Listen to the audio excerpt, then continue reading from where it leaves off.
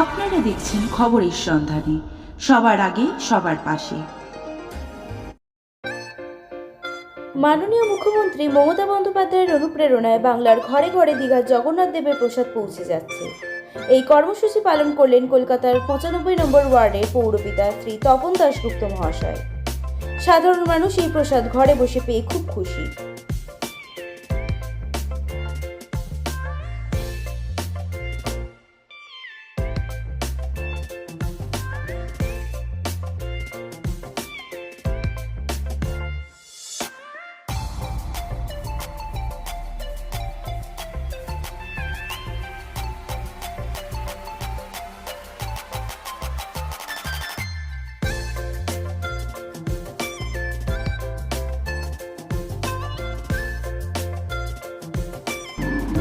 দেখুন, একটাই খালি কথা বলবো, আমরা যখন, এখন তো বয়স হয়েছে, আমরা যখন আরেকটু ছোট ছিলাম তখন একটা কথাই শুনতাম, বাড়ি বাড়ি থান কাপড় পাঠিয়ে দেব।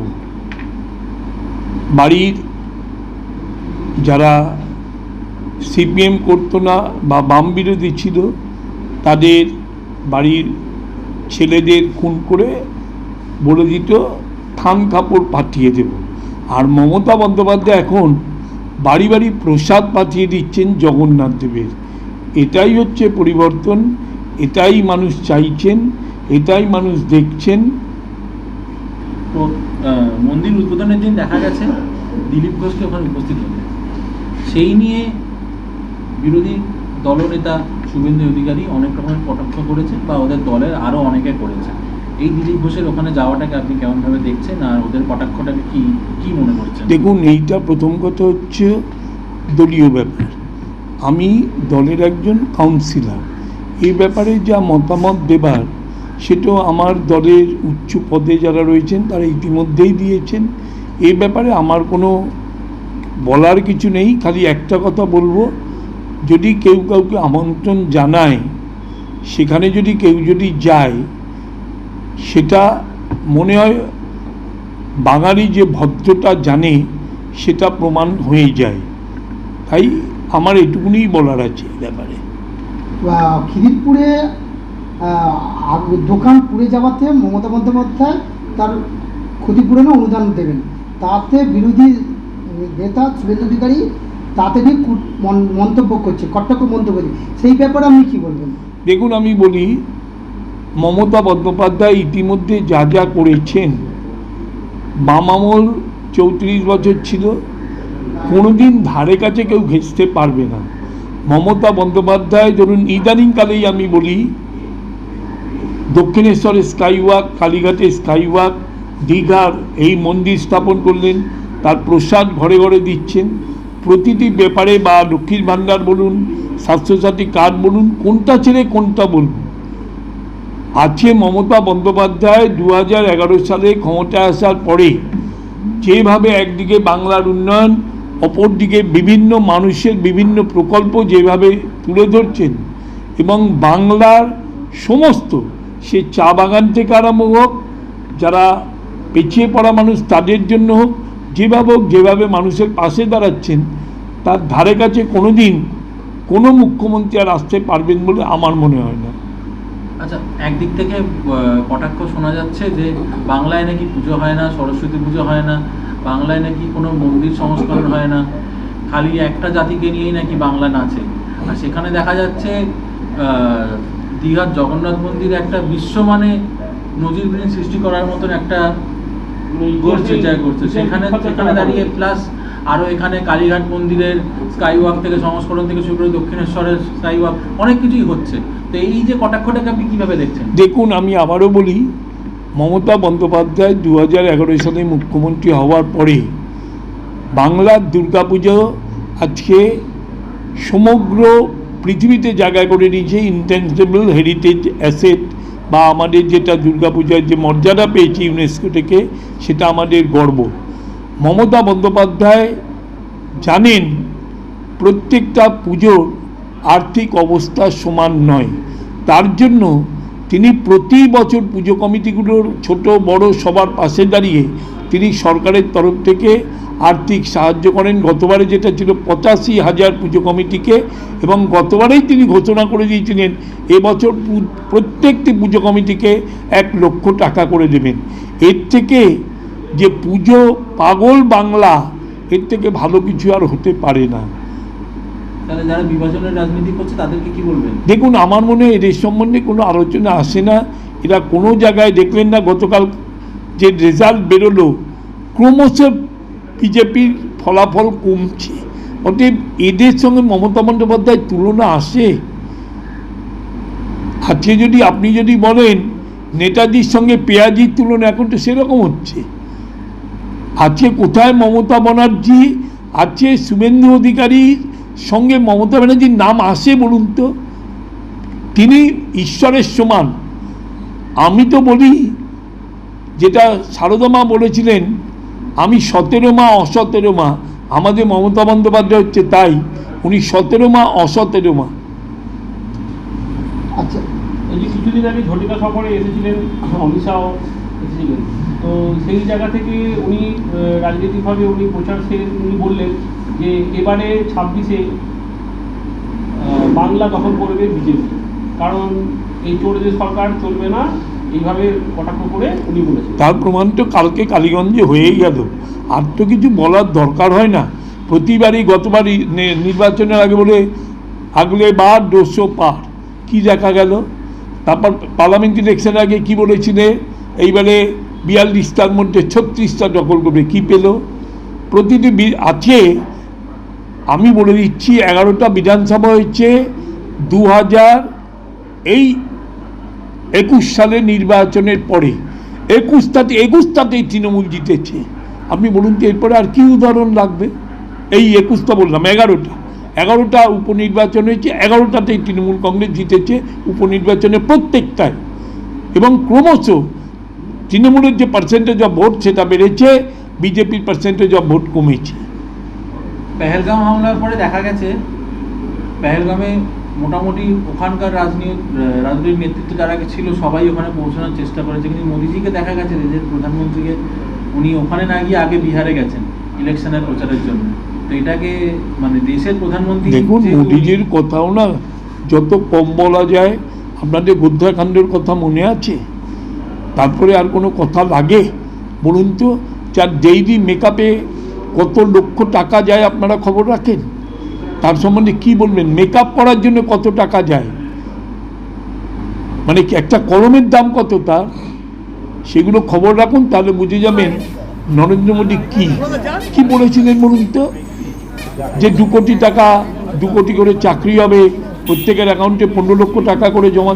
একটা ঘটনা দেখালে সমস্ত ব্ল্যাক মানি ধরে নেবে। উপরন্তু কী করলো? একটা করে মানুষকে সর্বনাশ করে দিল। এই নোটবন্দি করে কি করেছে বলুন তো? আমরা জানি, রাস্তায় ছিলাম, দেখেছি কত মানুষ মারা গেছে বলুন তো নোটবন্দিতে। একটা ভালো কাজ করেছে। সামনে 21শে জুলাই এবং আজ সামনে 26শে বিধানসভা ভোট, দুটোর মধ্যে আপনি কি বলবেন? দেখুন, 21শে জুলাই এটা আমাদের রক্ত আজকে থেকে নয়। যখন এখনকার মাননীয় মুখ্যমন্ত্রী যখন যুব সভাপতি, তখন তৃণমূল কংগ্রেস তৈরি হয়নি, সেই সময় থেকে তিনি এইটা করছেন প্রতি বছর 21শে জুলাই। আমরা সবাই যারা এখন তৃণমূল কংগ্রেস করি তারা তো যাই, এর বাইরেও যারা, এই এতজন মানুষ মারা গেলেন নির্বিচারে, গুলি চালালো, মানে এইটা অন্য জিনিস। এইটা কোনো মনের থেকে ডাক, ঝড় হোক, জল হোক, বৃষ্টি হোক, আমরা যাবই, কেউ আটকাতে পারবে না। কোটি কোটি মানুষ আসবে আবার সেদিন, প্রতি বছরের মতো। মানে এবছরের 26-এর আগে 21 একদম আমাদের কাছে 26, আমরা খবর শুনুন, তৃণমূল কংগ্রেস মানুষের পাশে 365 দিন থাকে। আমাদের নির্বাচনের জন্য আলাদাভাবে কোনো প্রস্তুতি নিতে হয় না। কালকে ডাকুক না নির্বাচন, দেখেন পশ্চিমবঙ্গে কটা আসন পায় তৃণমূল কংগ্রেস 294-এর মধ্যে, দেখতেই পাবেন। তৃণমূল কংগ্রেস সবসময় মানুষের পাশে থাকে, মানুষের পাশে আছে, মানুষের পাশে থাকবে।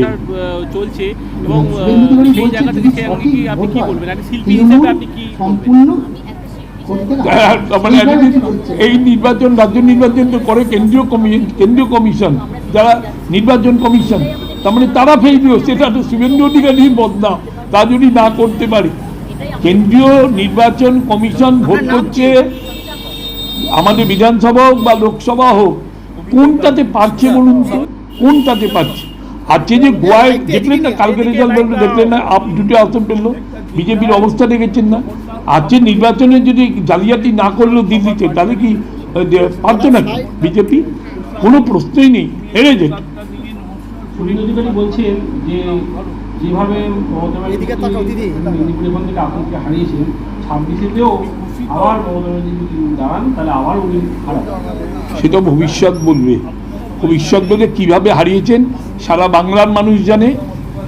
মানে এ আর বলবো কি আর বলবো, লোডশেডিং করে কীভাবে কি করেছে না করেছে, ফলাফল বেরিয়ে গেল, আবার ফলাফল ঘুরিয়ে দেওয়া হলো, জানেন না সবাই। আমি তো কাউন্টিংয়ে ছিলাম, আমি তরুণ বিশ্বাসের চিফ ইলেকশন এজেন্ট হিসাবে কাউন্টিংয়ে ছিলাম।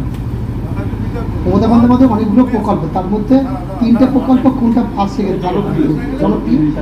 দেখুন সবগুলোই ভালো, কন্যাশ্রী নিশ্চিতভাবে ভালো, কেউ বাদ দিতে পারবে না। স্বাস্থ্যসাথী সাধারণ মানুষের জন্য ভালো, লক্ষ্মীর ভান্ডার প্রত্যেকটি মা বোনের জন্য ভালো। কোনটাকে বাদ দিয়ে কোনটাকে ধরবেন বলুন তো আপনি? সব ভালো। বার্ধক্যতা, বিধবা ভাতা, কোনটাকে? আজকে যারা গরিব মানুষ শ্মশানে যাচ্ছে, শ্মশানে গেলে 2000 টাকা করে দিচ্ছে, কোনটাকে বাদ দেবেন? আজকে মায়েরা যখন গরিব মানুষ মা সন্তান জন্ম দিচ্ছে, মশারি থেকে আরম্ভ করে বিছানা থেকে আরম্ভ করে সমস্ত জিনিস দিচ্ছে, কোনটাকে ছেড়ে কোনটাকে বলবেন? প্রত্যেকটা মানুষের যেগুলো দরকার মমতা বন্দ্যোপাধ্যায় মানুষের পাশে থেকে সব প্রকল্পগুলো চালু করবে। লাস্ট করছেন আজকে 95 নম্বর ওয়ার্ডে আপনার তত্ত্বাবধানে মমতা বন্দ্যোপাধ্যায় অনুপ্রেরণায় যে জগন্নাথের প্রসাদ বিতরণ হচ্ছে, সেই উদ্দেশ্যে ওয়ার্ডের মানুষকে কি বার্তা দেবেন? দেখুন প্রত্যেকটি মানুষ আমার কাছে মেসেজ আসছে, একজন হাই অফিসিয়াল মেসেজ হচ্ছে, দাদা আমার প্রসাদটা কবে পাবো? আমার কাছে মেসেজটা রয়েছে, দেখতে চান দেখাতে পারেন। মানুষের মধ্যে একটা আলাদা উৎসাহ হয়েছে, একটা উদ্দীপনা হয়েছে যে দীঘার প্রসাদ সরাসরি, যেটা আমি প্রথমেই শুরু করেছিলাম। এই জিনিস আমরা বলুন তো, আমরা তো তৃণমূল কংগ্রেস জন্ম থেকে করি, আমরা ভেবেছিলাম এই ধরনের কোনো একটা মন্দির দীঘার জায়গায়, ওই জগন্নাথ দেবের ওই মন্দির কোনোদিন স্থাপিত হবে আমরা ভেবেছিলাম? একটা দেখার জায়গা হয়ে গেল দীঘা, আজকে কোথায় চলে গেল? আজকে দক্ষিণেশ্বরের স্কাইওয়াক বলুন, কালীঘাটের স্কাইওয়াক, কোনটা বাদ দিয়ে কোনটাকে বলবে না? মমতা বন্দ্যোপাধ্যায়ের মধ্যে ভগবান প্রদত্ত কিছু না থাকলে, ঐশ্বরিক কোনো ক্ষমতা না থাকলে এই জিনিস হতে পারে না। উনি মানুষ নন, উনি দেবী। মানে এই আপনার 26-এ যে নির্বাচন, জগন্নাথ মন্দিরকে পাখির চোখ করে কি নির্বাচনের ফলাফল? দেখুন মমতা বন্দ্যোপাধ্যায়ের নির্বাচনে কোনো কিচ্ছু লাগে না। মমতা ব্যানার্জি হচ্ছে ব্র্যান্ড, মমতা ব্যানার্জির ছবি হচ্ছে ব্র্যান্ড, আর কিচ্ছু লাগে না। কোন জগন্নাথ দেব কোন কি কিচ্ছু না, মমতা ব্যানার্জি হচ্ছে ব্র্যান্ড। 294 মধ্যে এবারেও আমি বলেছিলাম এখনই মিলিয়ে নেবেন, 250 সিট পাবে, এখনই বলে দিচ্ছি। মানে 2026-এ সবুজ অরণ্য উঠবে 100%। আমার একটা কথা খুব মনে পড়ে জানেন তো, যেদিন বুদ্ধদেব ভট্টাচার্য 235, আমাদের তৃণমূল কংগ্রেসের সেই সময় 29টি আসন ছিল, আমার বিধায়ক করম বিশ্বাস সেই সময়ও জিতেছিল। সেই সময় বুদ্ধদেব ভট্টাচার্য অহংকার করে একটা বলেছিলেন, আমরা 235, তোরা 29, কান ধরে বসতে বলবি বসবি, উঠতে বলবি উঠবি। এই কথাটা আমার এখনো কানে উঠছে। আজ তো মমতা বন্দ্যোপাধ্যায় কোনোদিন এই ভাষা শুনেছেন? সব কথাগুলো মনে পড়ে, কোথায় ছিল বাংলা, আছে কোথায় গেছে বাংলা। আচ্ছা কোন দিকে শিল্প বলুন তো নেই? আজকে সিনেমা জগতের থেকে আরম্ভ করে ইন্স্যুরেন্স কোন দিকটাই নেই, প্রতিটি ব্যাপারে মমতা ব্যানার্জির হাতের ছোঁয়া। প্রসাদ পৌঁছে যাচ্ছে পুরীর মন্দিরে। আমার নাম তপন দাশগুপ্ত, আমি কলকাতা পুরসভার 95 নম্বর ওয়ার্ডে পৌরপ্রধান। কেমন লাগছে? ভালো লাগছে। অসুবিধে বলতে কি আছে, আমরা খুব ভালো আছি, আমরা তো এমনিতেই ভালোই আছি। সবাই একসাথে মিলেঝুলে আছে? হ্যাঁ মিলেজুলেই আছে, আমরা মিলেজুলেই থাকি আর মিলেজুলেই আছি। এই প্রসাদ গ্রহণ করে কেমন লাগছে? ভালোই লাগছে। আজকে বর্তমান সরকার দিদিকে কি বলবেন? কি আর বলবো বলুন, ভালোই লাগছে, ভালোই লাগছে এইটুকুনি। সবাই মিলেমিশে আছি। আপনার নাম কি? জামাল, পুরো নাম কি? জামাল উদ্দিন। যেমন